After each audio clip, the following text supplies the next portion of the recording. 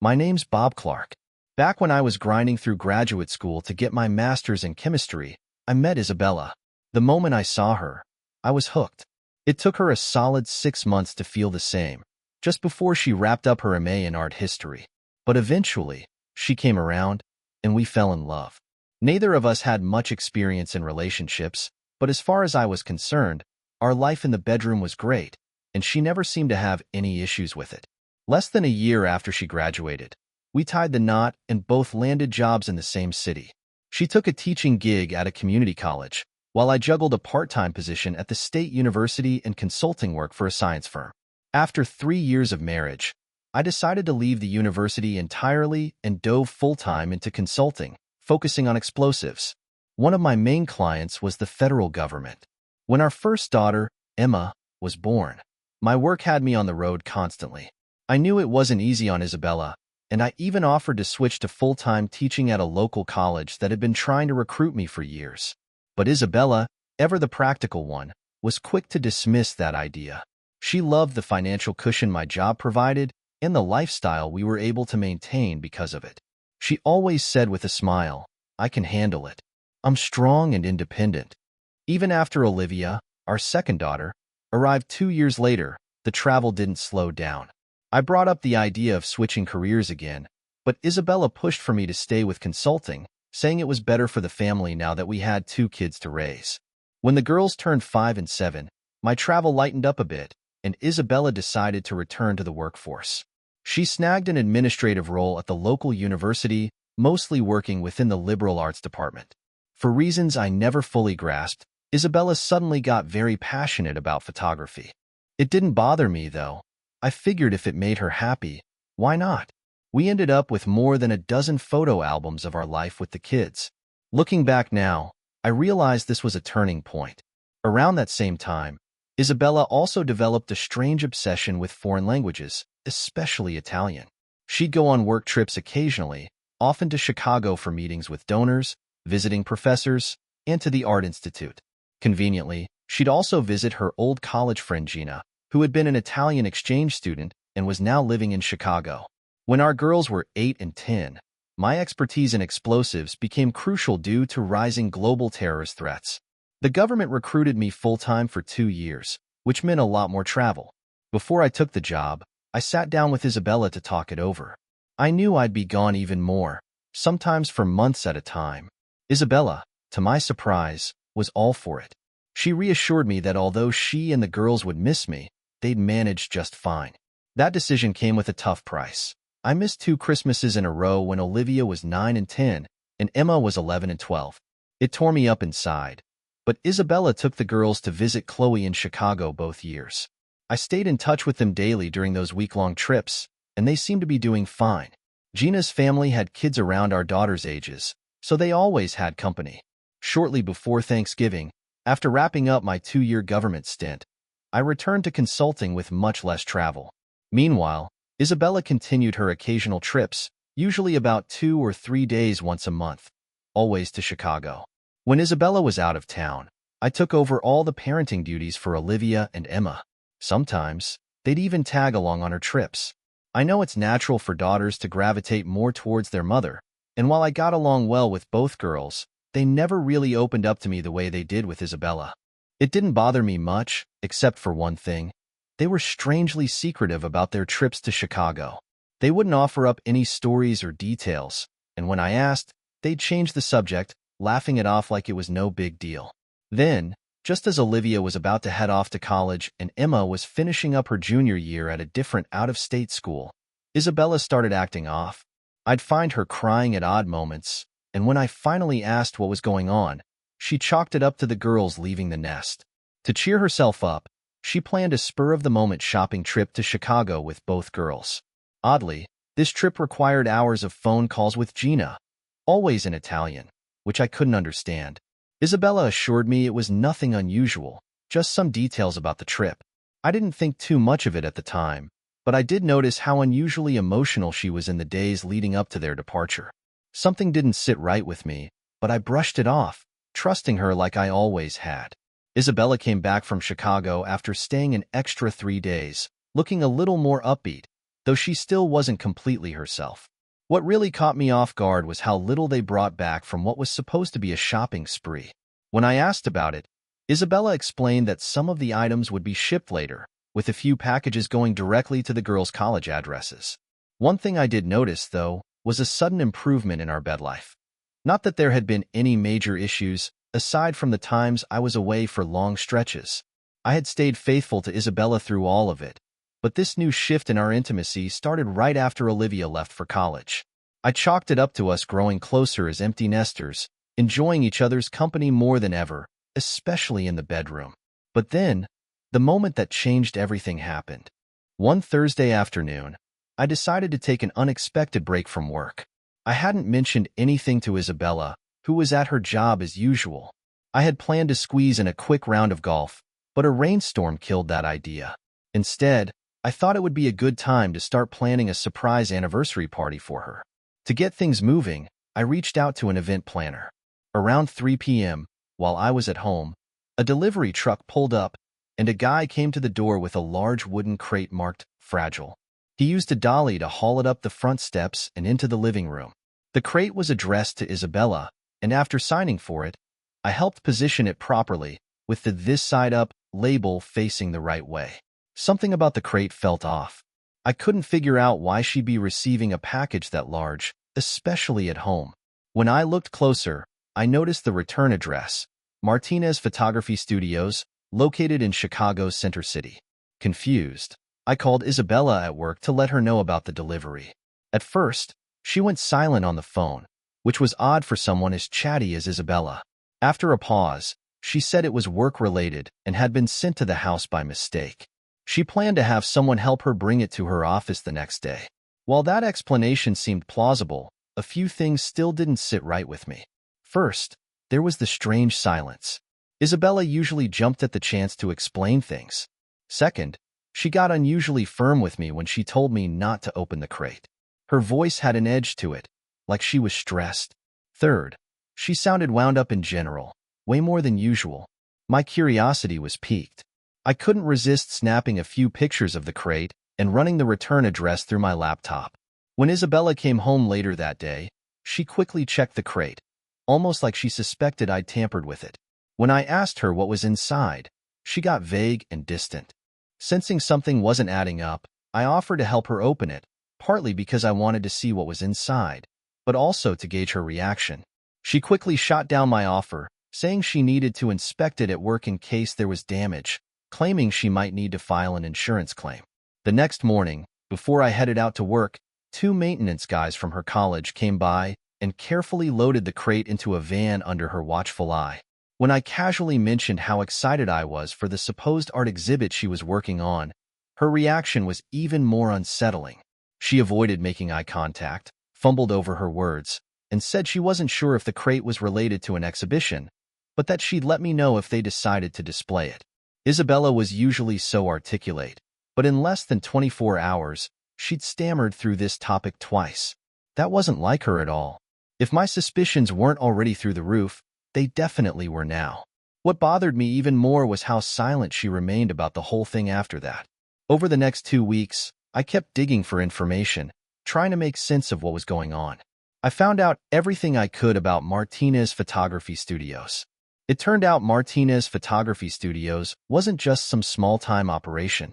It was the U.S. branch of a world-renowned photographer, Luca Martinez. The name sounded vaguely familiar, but what really shocked me was that Isabella, who was always talking about artists and photographers, especially since she'd gotten into photography, had never mentioned him. Luca Martinez had a distinctive style, blending hyper-realistic photography with unique artistic effects. His work often involved techniques like bokeh, blur, and long exposure, all combined to create stunning images. He was also the sole inventor of a particular effect, known as Martinez Abilità Artistica. It's hard to describe, but basically, it made some parts of a photograph appear incredibly detailed and lifelike, while others would seem blurry or slightly distorted, almost like they were fading into the background. Words don't really do it justice, though. You'd have to see it to understand. As interesting as Luca's work was, 2 things hit me like a freight train. First, The person running the studio's administration was none other than his niece, Chloe Martinez Rivera. That's right, Gina, the same college friend Isabella visited in Chicago, who I knew as Chloe Rivera. I had met her once, but not in Chicago, and I never knew she was connected to this famous photographer. Second, Luca Martinez had died in a car accident on September 1st of the previous year. His memorial service took place in Chicago on September 6th, right before his body was shipped back to Italy for burial. The timing was uncanny. Isabella had broken down emotionally on September 2nd, claiming it was all about the girls leaving for college. Then, she and the girls conveniently planned that last-minute trip to Chicago from September 5th to 8th, right during Luca's memorial service. The pieces were starting to come together, and it didn't look good. I may not be a rocket scientist, but with a master's degree in chemistry from one of the top schools in the country, I'm no slouch when it comes to piecing things together. And as much as it shattered me, I couldn't ignore the conclusion staring me in the face. Isabella had been wrapped up in a real, long-term affair with Luca Martinez for at least a decade, and worse, my daughters likely knew all about it. Another detail surfaced that made my stomach turn. There was a Chicago exhibition coming up, showcasing Luca's most famous and provocative works. Many of these belonged to private collectors, some never seen by the public before. The event was set for April 16th and 18th, just 3 weeks from the day I uncovered all this. I knew deep down that Isabella would conveniently have a work trip to Chicago around that time, even though the 18th was my birthday, and I had a hunch those photos in the crate, delivered to our house just 2 weeks prior, would be part of the exhibit. I'd never felt such a burning drive in my life. I was determined to confront my cheating wife and the daughters who had betrayed me by keeping this secret. My rage was fierce, but I had to keep it under control to follow through with my plan. The night I uncovered all this damning evidence, I needed to cool off. So, I arranged a quick business trip, one that would keep me away for 3 nights. I left a voicemail on Isabella's work phone, playing the part of the doting husband, apologizing profusely and promising to make it up to her. Once I was settled in a local hotel, I put part 1 of my plan into motion, getting the divorce papers ready. Part 2 involved finding someone to attend and discreetly film the Chicago exhibition on its opening night, April 16th, which was invite only. And for Part 3, I started organizing my affairs to secure as many assets and funds as possible before everything went public. My feelings toward Isabella had long since faded to indifference, and my resentment toward Olivia and Emma was creeping dangerously close to that same point. Part 4? That was reserved for the final act of revenge, something I'd see through even after the divorce was finalized. Part 1 was easy enough. I got a solid referral for a divorce attorney, Nina Bennett. She walked me through everything I'd need to file the papers. Although Nina suggested using irreconcilable differences as the reason, she was more than willing to proceed with the grounds of infidelity, long-standing infidelity at that. She just needed a sliver of proof, which I was confident I'd have for her by the morning of April 17th. She even lined up a process server who could serve Isabella with the divorce papers and ensure the whole thing was recorded on the last night of the exhibition, the 18th. For Part 2, I dug deep into the art world and found a young appraiser, Marco Rossi, who was trying to make a name for himself. I met him in Chicago, and we spent almost the entire day talking. Marco was familiar with Luca's work and believed he could score an invitation to the exhibition's exclusive opening on the 16th. He wasn't shy about agreeing to film the photos I was most interested in, using a small, expensive HD camera I supplied him with. Marco was eager for the challenge, saying it could be his ticket to establishing himself as a big player in the art appraisal world. His enthusiasm convinced me he was the right person for the job. Parts 3 and 4 involved more meticulous planning. I cashed in 2 bearer bonds that we'd kept in our safe deposit box for years. I wasn't sure if Isabella even remembered they existed, but she sure wouldn't now. Altogether, they were worth about $25,000. Money that was now mine, free and clear. I handed over a complete list of our assets to Nina, including an appraisal of the house. I also took photos of all of Isabella's jewelry and documented the contents of our safe deposit box, minus the bonds. Along with that, I gathered updated bank statements, credit card information, and details of our retirement plans and brokerage accounts. Then came the most personal part of my plan. On the last day of my supposed absence, while Isabella was at work, I snuck back into the house. With a magic marker in hand, I erased my face from every single photo in the dozen or so albums Isabella had obsessively compiled over the years. Honestly, it surprised me to see just how few pictures I appeared in, maybe 15% at most. The rest? It was all Isabella, the girls, and memories I clearly hadn't been a part of. But what really stopped me cold were two photos I had never seen before. Or maybe I had, but never thought much of at the time. In both, Isabella, Gina, Olivia, Emma, and Luca were all smiling like one big happy family.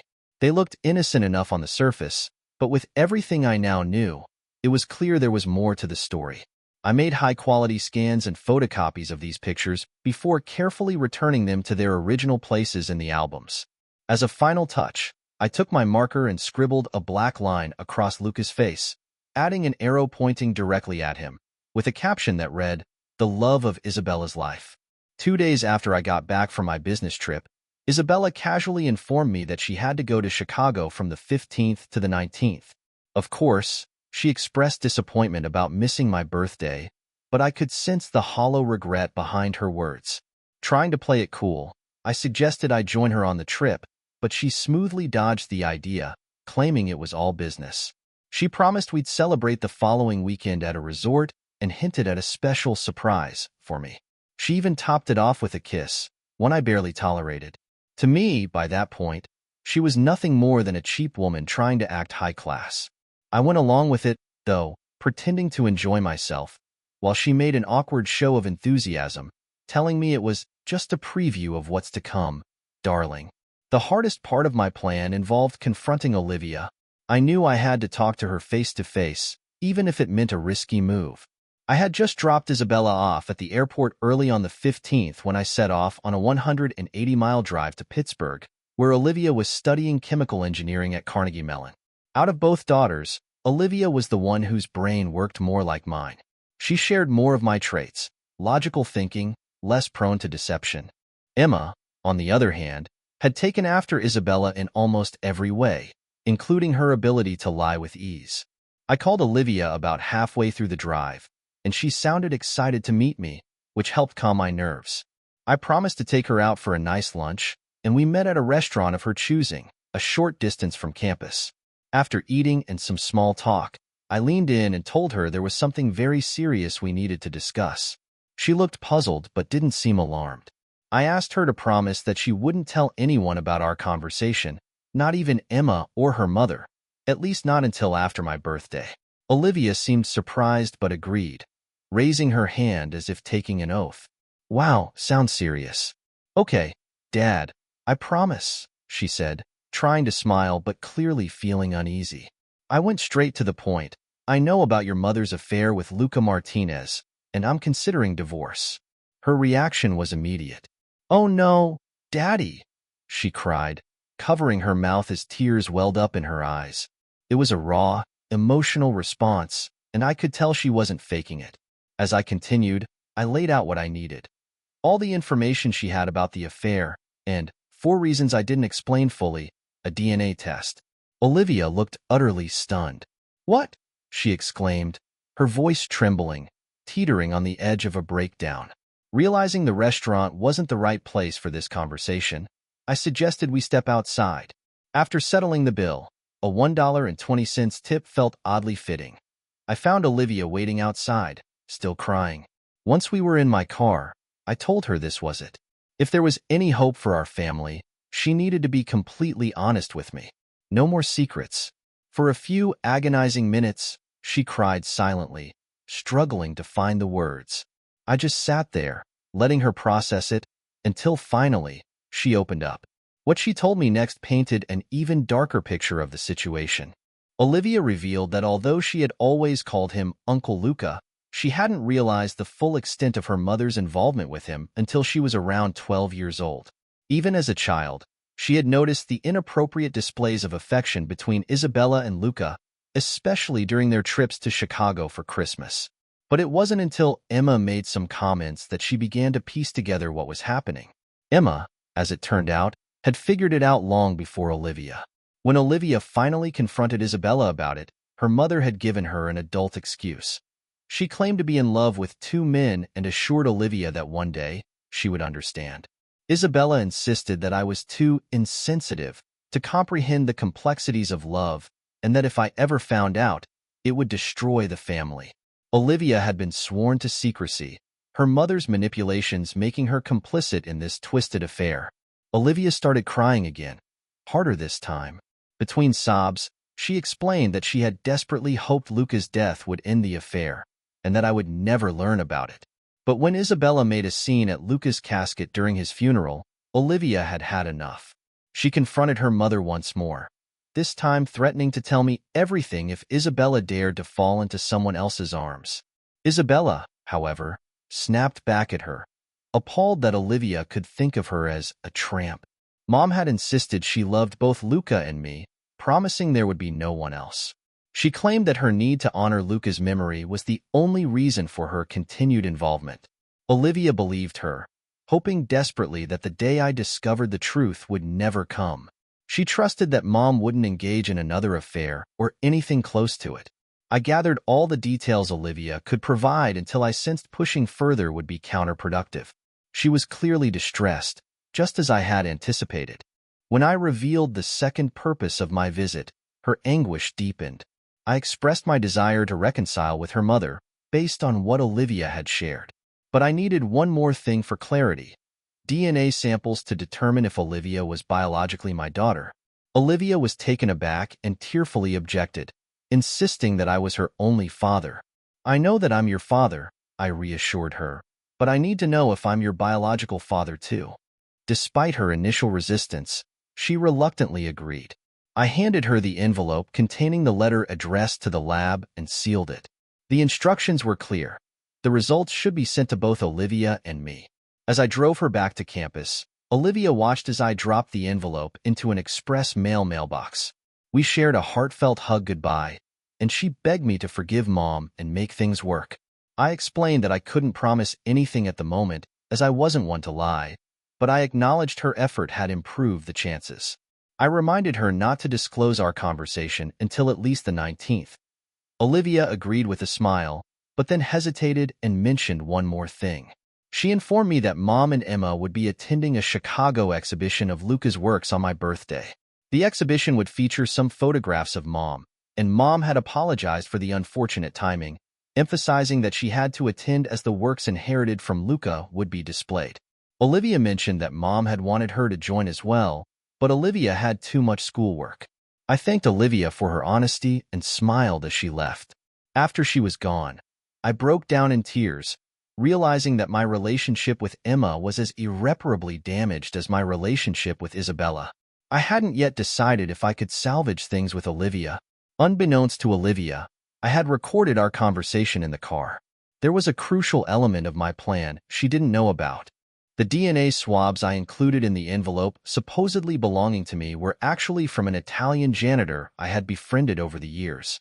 I had promised him to pay for a DNA test to determine his ancestry, and he had no idea why I needed multiple swabs. His DNA revealed that he was over 80% Italian, with some Eastern and Western European heritage, which he was thrilled about. I used his DNA because I wanted everyone to suffer. During DNA testing, the heritage of both contributors is identified, even if only one set is tested. Since Luca was Italian, I hoped to create the impression that he was Olivia's father. If possible, I wanted the same for Emma. I crossed my fingers that Olivia wouldn't reveal our conversation. I spoke with her on the 16th and 18th, and she assured me she hadn't told anyone. Since Isabella hadn't contacted me, I believed her. Late on the 16th, around 11 p.m., Marco Rossi emailed me photos from the Martinez exhibit. Viewing them hit me harder than I expected. I trembled and sobbed uncontrollably as I looked at the series of 10 photos, growing in size from the first to the last, each featuring distinctive Martinez characteristics, including the last two with the brilliant Martinez abilità artistica effects. The series was titled Natale Amore, Christmas Love. The images that struck me most were the first two in the series. They showed two girls in the background of a photo of a woman who was unmistakably Isabella.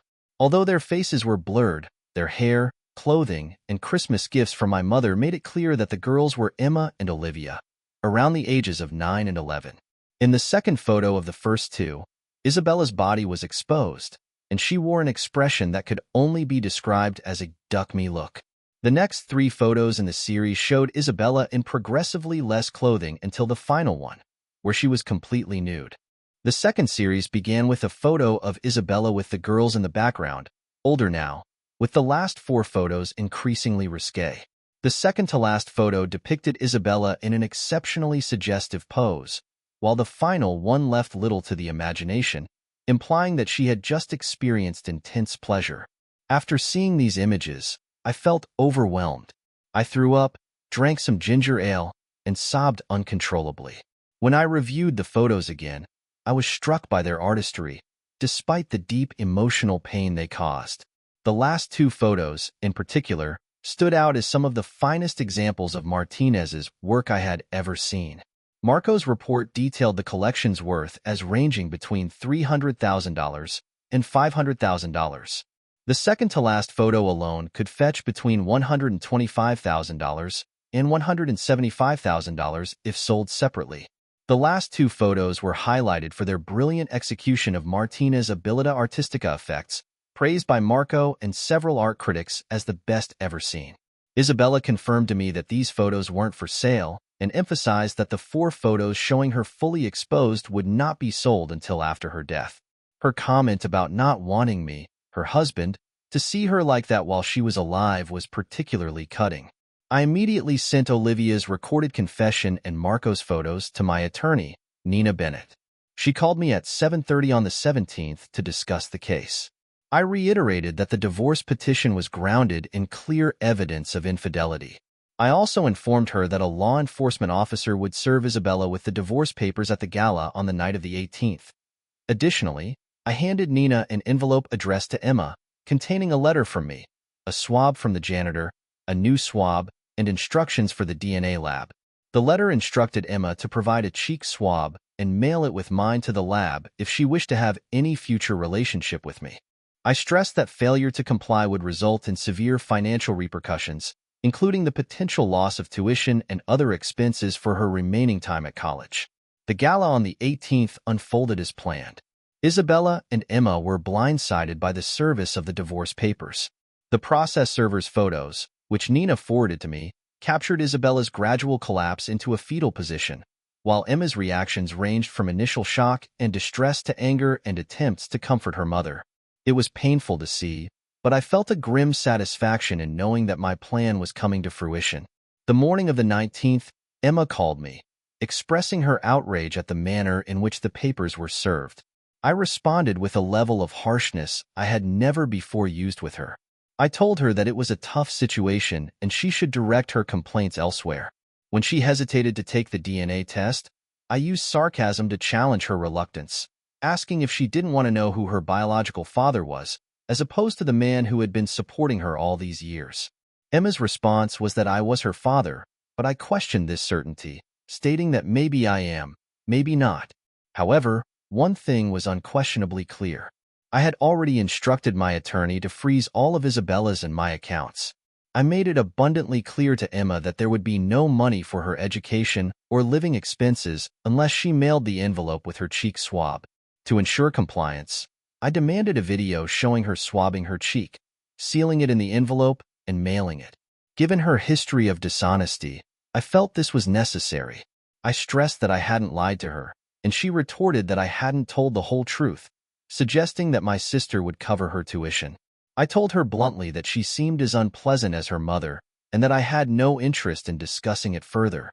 I gave her an ultimatum: either comply and email me the video, or this would be our last conversation. I hung up the phone with force, savoring the satisfying click of the landline, a stark contrast to the lackluster end of a cell phone call. From the 18th to the 21st, Isabella made no attempt to contact me.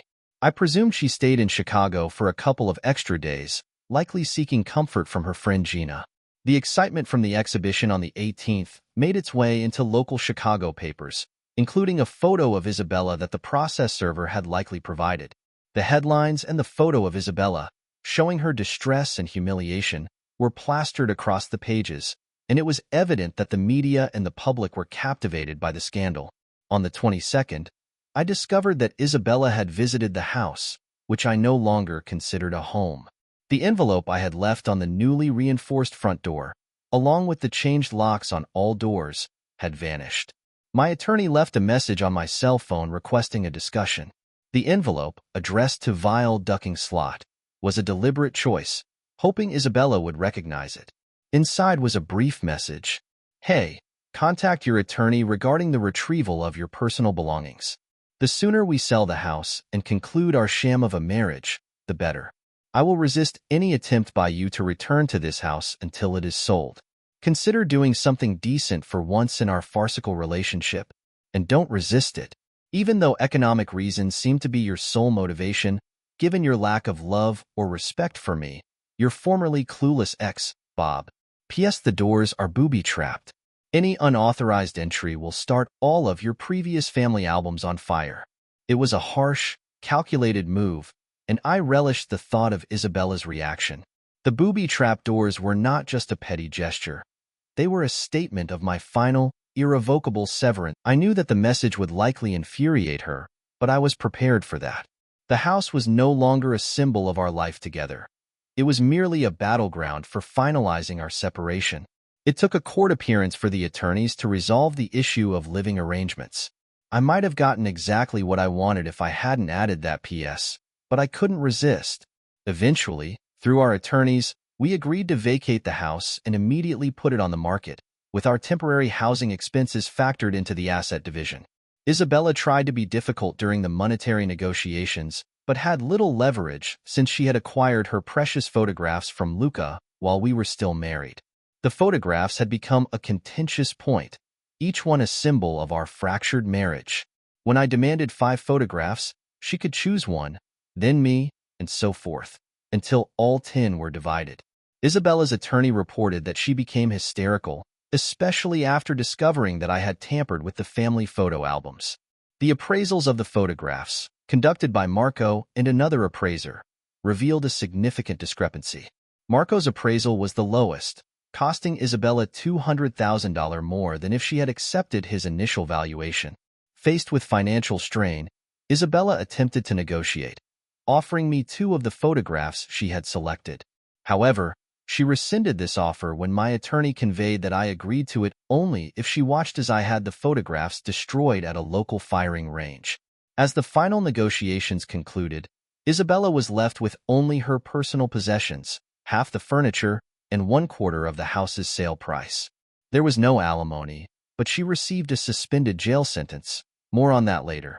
We did agree to cover Olivia and Emma's college expenses until their graduation, but nothing beyond that. The terms of the divorce were harsh, but they were a reflection of the betrayal and deceit that had characterized our marriage. As for Emma and Olivia, the DNA results came back as expected. Neither was my biological daughter. This outcome was not a surprise, but it was a final, painful confirmation of the distance that had grown between us. The results were a sobering reminder of the complexity of the situation and the consequences of the decisions made. Isabella's reaction to the DNA results was explosive. She was so incensed that she nearly had a stroke. I spoke with Olivia about it, since Emma had complied with my request solely to secure her college expenses and seemed content with the prospect of no future relationship with me. Olivia conveyed that her mother claimed the DNA test results were incorrect. Isabella insisted that during our marriage, she had never been romantically involved with anyone besides me and Luca, and she even went so far as to assert she had never met Luca before Olivia was born. I questioned Olivia about this, pointing out that if Isabella's claims were true, then the DNA test results were inexplicable. After all, our daughter's father had Italian ancestry, which matched Luca's background, while my family lineage is entirely Dutch on both sides. I made it clear that Isabella's pattern of deception, evident throughout our 24-year marriage, had made me deeply skeptical of her claims. Isabella's history of dishonesty, including her professed love for me, only added to my doubts. Olivia relayed that her mother wanted another DNA test, but I firmly told my children that this was not going to happen. I explained that the DNA test was irrelevant to the divorce proceedings and that I only sought the truth for my own clarity. I had already swabbed my cheek, placed the sample in an envelope, and mailed it, which Olivia had witnessed.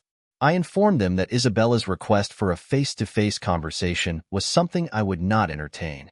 My attorney had been instructed to disregard Isabella's repeated pleas. I questioned why I should engage in a conversation with someone who had betrayed me so profoundly. Olivia pleaded with me not to use derogatory terms for her mother and expressed her continued love for Isabella despite her faults. She asked, as a favor, if I would consider talking to her mother for an hour. I conveyed to Olivia that I could not comply with her request. While I had forgiven Olivia and desired to maintain a relationship with her, there was absolutely nothing that would lead me to engage in a conversation with Isabella. As for Isabella's suspended jail sentence and her meager share of the house proceeds, things took a turn for the worse. After discussing the situation with Olivia, Isabella made a foolish move. Anticipating potential trouble, I had equipped myself with a panic button linked directly to a private security company. One night, while staying in a condo rented for the divorce proceedings, I answered a knock at the door. I didn't see the two large men and Isabella standing off to the side when I looked through the peephole. As soon as I opened the door, the two men stormed in and grabbed me, but not before I pressed my silent panic button. They forcibly restrained me to a chair while Isabella entered and the other woman left. Isabella expressed her regret for resorting to such measures, attributing it to my refusal to meet with her and redo the DNA test. She insisted that the initial test was incorrect. As she spoke, she held up a swab, clearly intending to force a DNA sample from me. Her attempts at conversation, laced with claims of her enduring love for me and Luca, fell on deaf ears. I refused to acknowledge her presence, avoiding eye contact and maintaining a stony silence. Fortunately, just as Isabella's accomplices were about to pry open my mouth for the swab, the security company responded to my panic button. The police arrived, weapons drawn, and found me tied up, with one of the attackers possessing illegal items. They ignored Isabella's pleas to let the men go, arrested the trio, and took the illegal items into evidence. The kidnapping attempt did not sit well with the judge overseeing the divorce proceedings. Isabella's actions were a significant factor in the final asset division and other considerations. The criminal court showed leniency given that it was her first offense, resulting in a 2-year suspended sentence and a $10,000 fine, deducted from her share of the marital assets. The two accomplices faced harsher consequences due to their criminal histories. One received a year in prison before parole eligibility, and the other, who had the illegal items, received 5 years before parole. Despite the legal turmoil, Part 4 of my plan did not end with the finalization of the divorce, though I will never admit to any involvement. When asked about it, I merely attribute it to karma. 18 months after the divorce was finalized, I found myself on a Caribbean cruise with a vivacious 32-year-old divorcee. She bore a striking resemblance to Isabella at that age and was thoroughly enjoyable to be with, though I had no intention of pursuing a long-term relationship. Her company was a delightful diversion from the stress of the past. While I was enjoying my time at sea, Isabella's apartment back in Columbus was broken into. The place was ransacked, and among the items stolen was the second most provocative and valuable Martinez photo of Isabella. More than just theft, the break-in resulted in widespread destruction. 7 of the remaining 8 Martinez photos were ruined, along with all the family photo albums. When I returned, I found myself under suspicion.